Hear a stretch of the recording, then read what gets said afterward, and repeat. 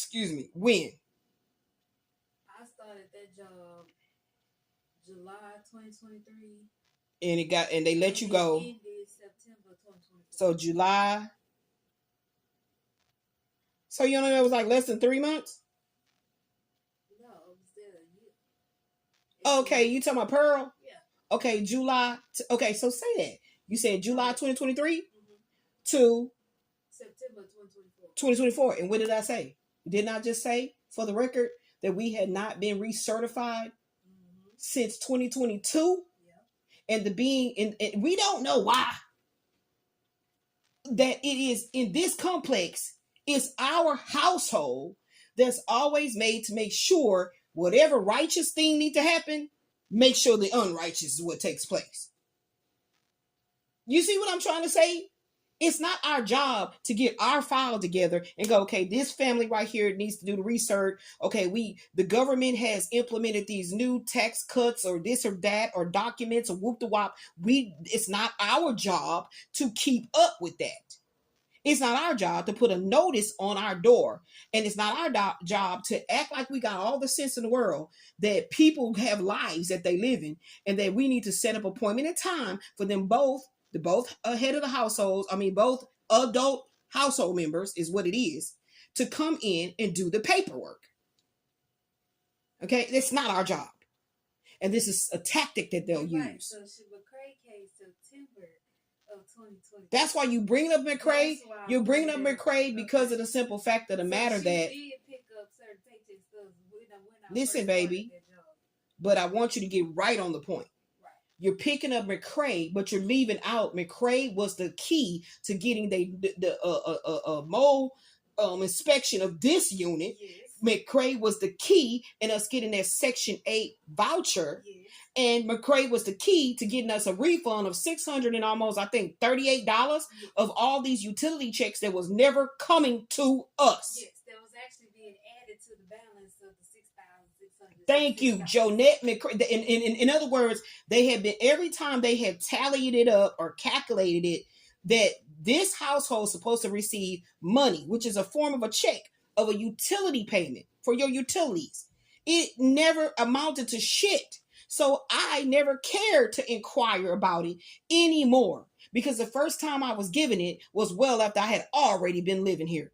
Meaning, like, it came, like, let's say if I moved in 2012, I didn't start receiving it, and Ashley would be able to go and get the records to prove the actual first utility check that I received. So it was years later.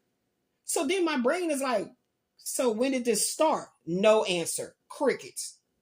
Okay, how do you come up with the calculation for the amount? No answers. Crickets. Literally, in the current sense of time, recently, I asked the financial analyst, can you tell me how this is calculated? You can communicate with, what's her name? Keosha Williams, your property manager, and she'll tell you how that's done. Well, you claim to be the financial analyst. What is actually your job duties? And you can't tell me. You're the one that cut the check. So it don't come from right here in this office. It comes from the Houston Housing Authority on Fountain View. So make it make sense. This is what I'm telling y'all. That I'm sick of this shit. Okay? You can't even just deal with the doctors and fighting with the lawyers and doing all this, trying to get disability, trying to get proper testing done and everything to get your body together and all that. My daughter worked her job. Now her health is being highly affected. You see what I'm saying? Without the extra added conflict. Okay? You see what I'm saying? This conflict is crucial. You understand? So my daughter was getting confused that I want her to jump on the point of that would mean they are definitely paying attention and watching every dime that we get that the IRS is supposed to tax. You understand? They are watching every dime we get that the IRS is supposed to tax. So if Elizabeth was able to get that psychic job that I was, looking into, the chat job to be a psychic counselor or whatever, reader, whatever, and taxes is supposed to be taken out of it. Oh, I bet you that would be a whole nother government intrusion. They would just be waiting. But to make sure I don't get the job, all of a sudden, oh, sorry, because you were honest about your health condition, we don't think it's a proper fit at this time. Yes. Ashley constantly having money stolen from her. $5,000 of pandemic, COVID-19 unemployment pandemic payments that she filed the claims, they were approved, and the money was stolen. Just recently, when she was let go from that last job before she got this one, they stole her last unemployment check that put us in a complete turmoil. Okay? This is not play. This ain't no joke. This ain't just something I'm doing. I'm proving how I am being targeted, and my daughter is being targeted. Yeah, because none of it make no sense. You go to work, you do the work. Here you go. You do the work. Where's the reward? You go to the job and you're talking about, oh, well, we can't pay you today. What you mean? You go to the doctor and then you just sitting there in the lobby and everybody else is going past you and getting seen. What the fuck you think I showed up here for? Bitch, yeah, for my health.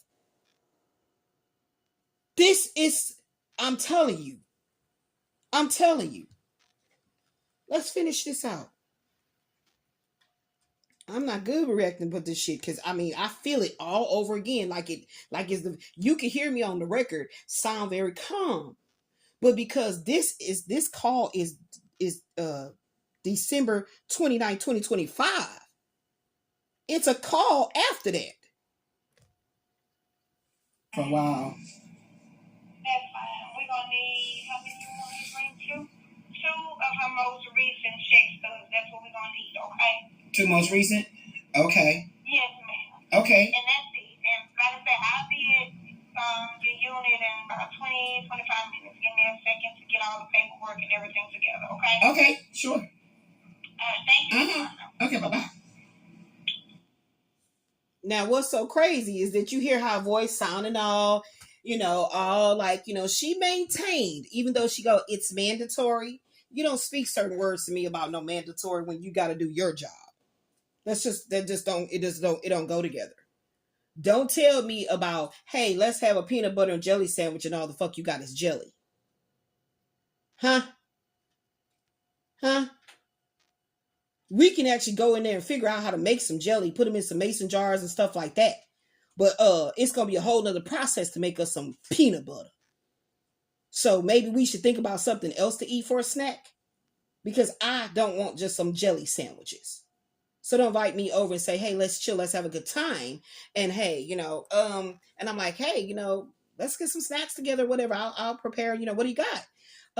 Well, I have peanut butter and jelly. I'm like, oh, that's good. I haven't had one of them since I was a kid. And then I'm looking around like, I don't see anything but jelly. Oh, I don't have peanut butter? You're going to get my mouth all ready for a good old peanut butter and jelly sandwich. And then you don't have any? So you can bet your last bottom motherfucking dollar this is somebody I would not be visiting. Because it's like you just want to get me upset. You know what I'm saying? Like you like to play little trickster games. You like to act like, she likes to, whatever I'm there for. I'm there in good faith. I'm like, oh, we're going to have a good time. Because obviously I communicated with you and you was like, we're going to have a good time. Come on over. You know what I mean? I know I use peanut butter and jelly, but it's going to make sense. It's going to make sense. It makes sense in the sense of like, a person invites you over and y'all have a rapport. So it's like them saying, we're going to give you the paperwork. Everything's good. So we assume we do that. And then we're like, okay, well, if we mess up, they'll let us know that did happen. That did happen. Because you failed to put the paperwork together in a succinct way to where there would not be any mistakes. And so the fact that you're claiming that, oh, you shouldn't have wrote not applicable or at this spot or whatever, you sent 2 papers back with Ashley to say, oh, these need to be refilled out by your mother because she shouldn't have put not applicable, which I don't see why not, because any other forms I ever fill out, if what that question says is not applicable to me and there's not a spot on that says, is this you or yes or no? I'm going to put not applicable. So my daughter takes the paperwork up there to him. Really, actually, the next day, Because what is the 29th day? What was the 29th? What day was of the week was that? What day of the week was that?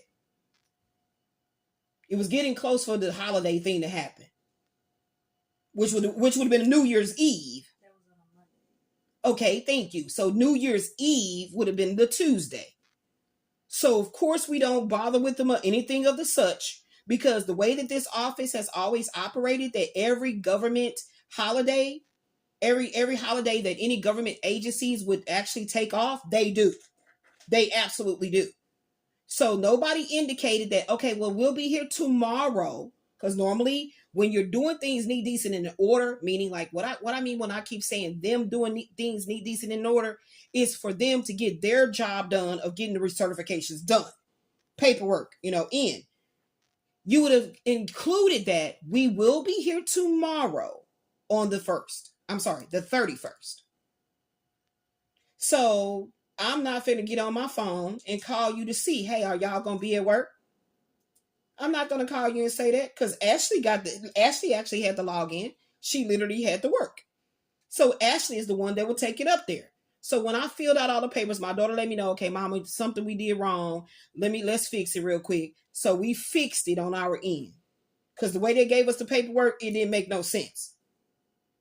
You see what I'm saying? Because what I would have done is, let's say these are two documents, that is the same. This document is the same as this one. This is for me. These 2 documents is for my daughter. It would have been 2 separate stacks. And under each stack, I would have had these little arrows like sign here, and I'll put a sticky if I need to. Do not sign, don't fill out none of this, because some people don't read and comprehend well, and they'll just be trying to fill out everything.